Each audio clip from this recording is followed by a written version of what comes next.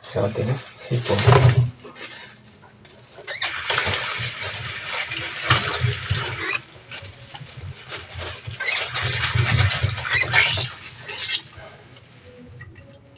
Ano po?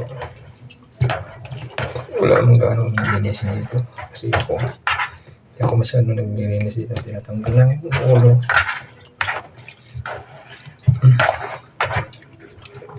Yan. So, lagyan natin siya ng asin para malinis natin. Ito guys, yung ating asin.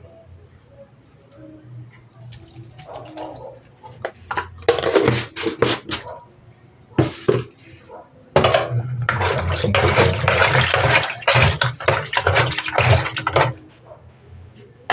So, tanggalan natin ang tinik. Ito nga guys, oh. Ito yung importante.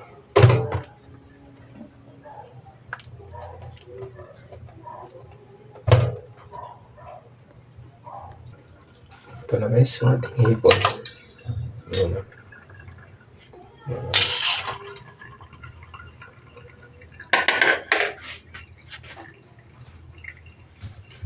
Yes natin yung tulpos natin ng kamuti. Himay na natin ang dahon. Ayan. Tapos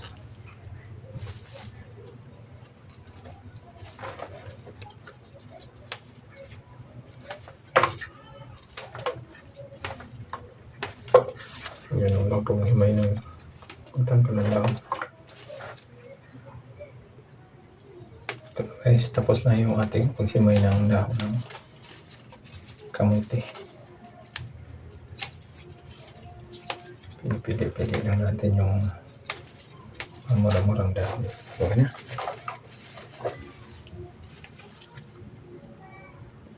Guys, lagyan din natin siya ng asin.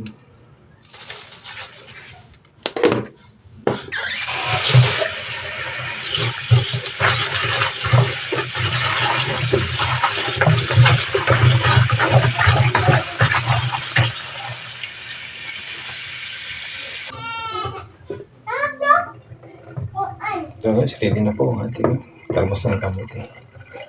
So, prepare natin guys yung ating sibuyas at saka kamatis.